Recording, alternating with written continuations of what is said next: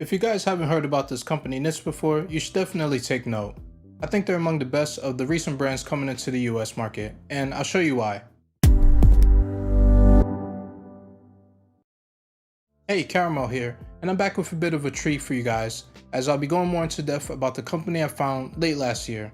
They have some great, really solidly built accessories for your camera rig, and today we'll be taking a look at their MF15B follow focus. So starting off with the build quality, it's made out of anodized aluminum, giving it a very sturdy construction with a nice weight to it, coming in at just over 1 pound.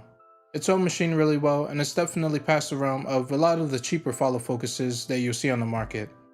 Another thing that separates it from those cheaper models is the damping gear design. Instead of just spinning freely, you get a nice smooth damping motion when turning the hand wheel. Speaking of the hand wheel, you see there's a marker dial on it for setting your focus marks, and the dial's magnetic so it can be very easily removed and put back on.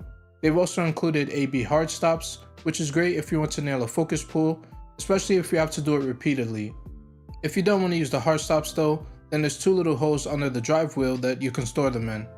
As for the drive wheel, it can be mounted on either side in case you want to mount the follow focus on the other side of your rig. And as you can see, when I hold the drive wheel, there's very little play in the hand wheel, so there's basically no wasted motion when you go to pull focus.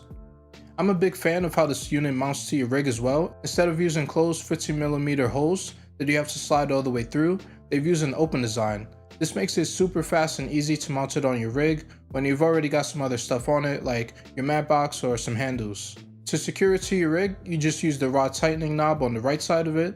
Then you can use the rail knob on the bottom to adjust the rail to fit against your lens gear. The drive wheel is suited basically for any cine lens, but if you're using a photo lens, then they include this adjustable gear ring you can put on it to get up and started right away.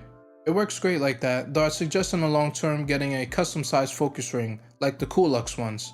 I've personally used those before and they're perfect for use with a follow focus, but just make sure to get the right size for your lens. Aside from the gear ring, they also include a speed crank if you want to pull focus even faster or just prefer using it rather than turning the hand wheel. I personally kind of like using the speed crank.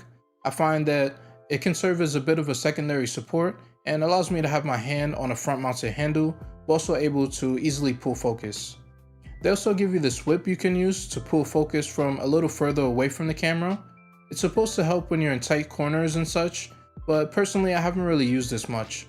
It's definitely a nice little addition to have though. Overall, this is a great piece of gear if you like to move up from those cheapo focus units or save from some of the higher end ones while still getting a solid build and all the same functionality. I'll be going over some more products from Nitze soon, like this monitor holder, which is legitimately my favorite one to use, and the cage bundle for the GH5, which by the way is what I'm now shooting on. In the meantime, I'll leave a link in the description below to Nitze's Amazon store, so you guys can check out everything they currently have available. Make sure to check that out, and I'll see you guys next time. Peace.